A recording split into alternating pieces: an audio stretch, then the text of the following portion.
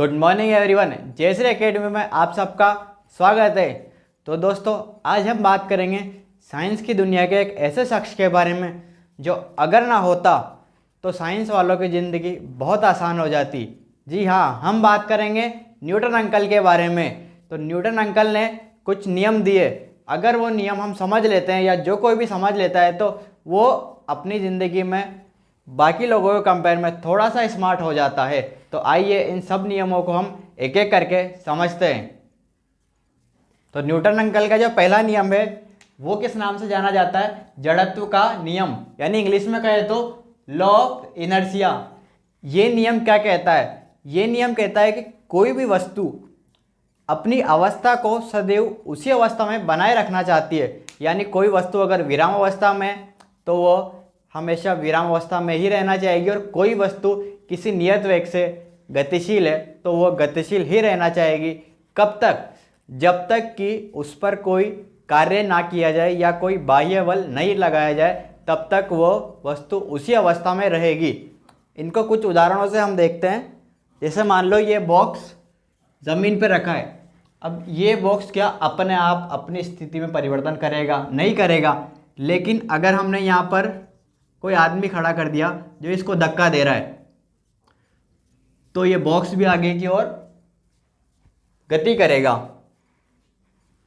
तो इसने गति कब करी? जब बाह्य बल इस पर लगाया गया, अन्यथा ये बॉक्स अपनी स्थिति को बनाए रखे हुए था। दूसरा उदाहरण हम ऐसा देख लेते हैं, एक गति उदाहरण का। कोई बस है, बस में हम जा रहे होते हैं कहीं, बस एक नियत वेग से आगे बढ़ रही है और सब यात्री अपने अकॉर्डिंग अपने अपने कामों में मगन है। मान लीजिए आप मोबाइल चला रहे हैं, आपका बाहर की ओर बिल्कुल ध्यान नहीं है, लेकिन बस ड्राइवर को अचानक आगे से कोई अवरोध आता दिखता है और वो गाड़ी पर ब्रेक लगाता है, तो हम अपनी सीट से कुछ आगे की ओर बढ़ जाते हैं। ऐसा क्यों होता है? ऐसा इसलिए होता है कि हम बस के रेस्पेक्ट में तो स्थिर होते हैं, लेकिन बस चूंकि नियत वेग से चल रही है और हम भी उस बस में बैठे हैं, तो हम भी जमीन के सापेक्ष एक नियत वेग से आगे की ओर बढ़ रहे हैं। तो बस को, जैसे मान लो बस में हम बैठे हैं,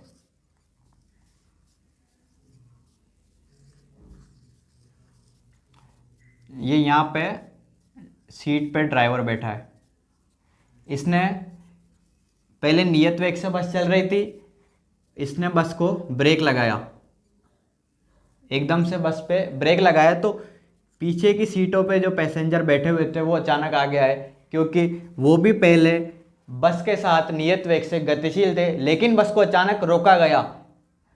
तो बस के जो यात्री है वो अपनी गति को बनाए रखना चाहेंगे। क्यों बनाए रखना चाहेंगे? क्योंकि प्रत्येक वस्तु या प्रत्येक पिंड जड़त्व के नियम का पालन करता है, तो वो गति की अवस्था में है तो उसी गति से आगे गति करता रहेगा जब तक उस पर बाह्य बल नहीं लगा। तो इसी कारण हमारा शरीर उसी वेग से आगे की ओर बढ़ता है, इसीलिए जड़त्व का नियम यहाँ पर लगता है। इसी के साथ अब हम इनको कुछ क्लिप्स के अनुसार भी देख सकते हैं।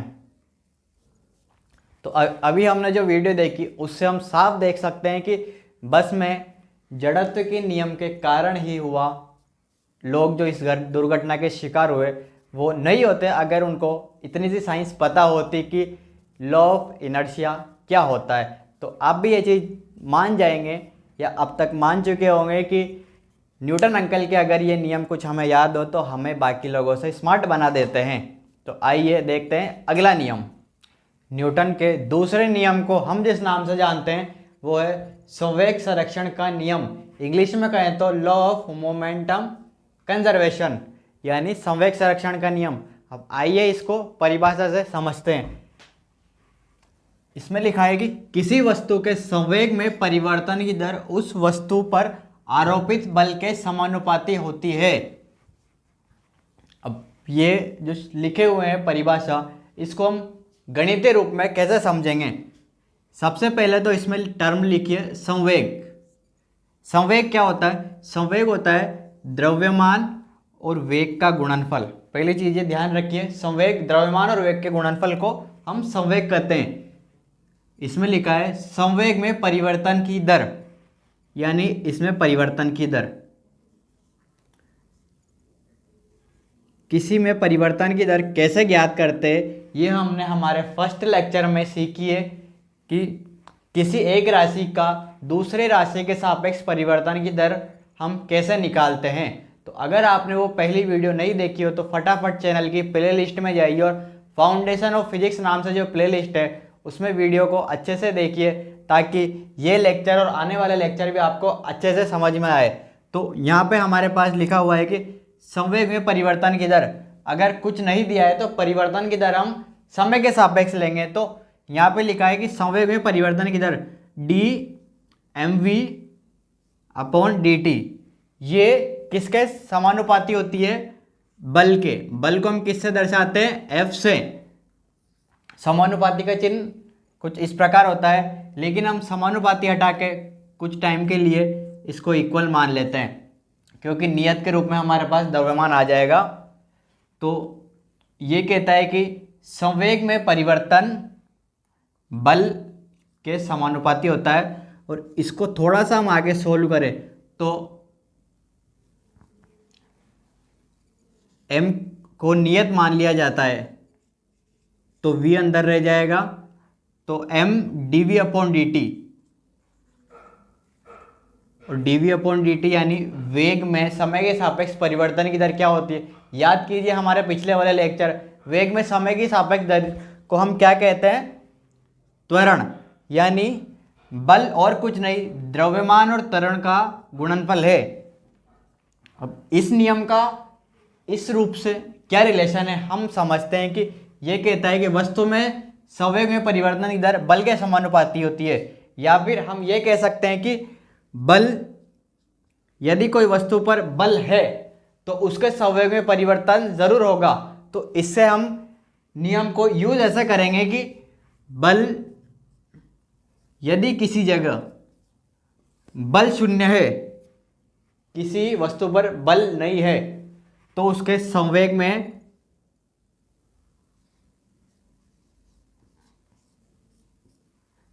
परिवर्तन नहीं होगा, यानी उसके संवेग में परिवर्तन 0 होगा।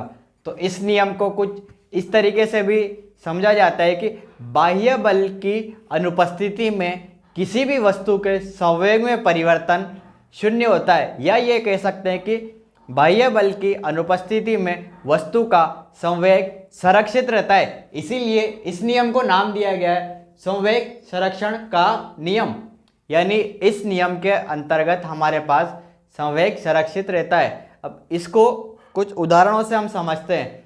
जैसे आपने कभी रॉकेट लॉन्च होते हुए देखा है, जो सैटेलाइट में जो रॉकेट जाते हैं, जो सैटेलाइट लेके जो रॉकेट ऊपर अंतरिक्ष में जाते हैं, वो क्या होता है, वो उनमें ईंधन के रूप में कुछ गैसें भरी हुई होती है या कुछ द्रव्यमान होता है, उनको जलाया जाता है। तो रॉकेट में निचले हिस्से में कुछ गैसें जलती है और वो तीव्र वेग से नीचे की ओर दबाव डालती है। तो गैसें नीचे की ओर दबाव डालती है तो रॉकेट ऊपर की ओर गति करता है। तो यहाँ हम देख सकते हैं कि वस्तु जब स्थिर अवस्था में थी, उस पर कोई भी बाह्य बल नहीं लग रहा, तो वस्तु में, यानी यह कह सकते हो रॉकेट में ईंधन नीचे की ओर गति करेगा, तो उसी अनुपात में या उसी संवेग के अनुपात में रॉकेट ऊपर की ओर गति करेगा। इसको हम एक छोटी सी वीडियो क्लिप के या वीडियो क्लिप से देख सकते हैं। और दूसरा एक और उदाहरण हम देख सकते हैं, जैसे कोई गन से बुलेट फायर की जाए तो गोली तो आगे की ओर गति करती है, तो हम देखते हैं हमारे हाथ में झटका आता है। वो झटका किस वजह से आता है, बंदूक की गोली आगे की ओर गति करती है तो बंदूक को पीछे की ओर संवेग मिलता है। तो ये किसके कारण हुआ, संवेग संरक्षण के कारण। तो आइए अब देखते हैं तीसरा नियम।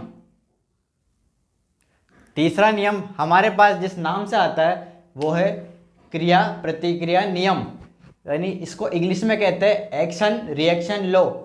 ये नियम क्या कहता है, ये नियम ये कहता है कि किसी भी क्रिया की, किसी भी क्रिया की समान और विपरीत दिशा में प्रतिक्रिया होती है। या जैसे भी मान लो किसी स्प्रिंग को हम खींचें तो स्प्रिंग को जितने बल से हम बाहर की ओर खींचेंगे, स्प्रिंग अंदर की ओर उतने ही बल से संकुचित होने का प्रयास करेगी। दूसरा उदाहरण हम ये देखें कि बंदूक से कोई गोली फायर करें तो गोली आगे की ओर गति करेगी, तो समान प्रतिक्रिया बंदूक पर पीछे की ओर होगी। गोली ने आगे की ओर क्रिया की तो प्रतिक्रिया रूप में बंदूक पीछे की ओर आई। ये इस उदाहरण से हम अच्छे से समझ सकते हैं और ऐसे भी कई उदाहरण हम हमारे दैनिक जीवन में देख सकते हैं। आई होप आपको ये टॉपिक समझ आया होगा और डेफिनेटली मैं कह सकता हूँ कि इन नियमों को आप अगर अच्छे से समझ जाओ तो आपके सोचने का और काम करने का तरीका पहले के कंपेयर में थोड़ा स्मार्ट ज़रूर हो जाएगा। तो वीडियो पसंद आई हो तो वीडियो को लाइक करें, शेयर करें एंड चैनल को सब्सक्राइब करना ना भूलें। Thank you.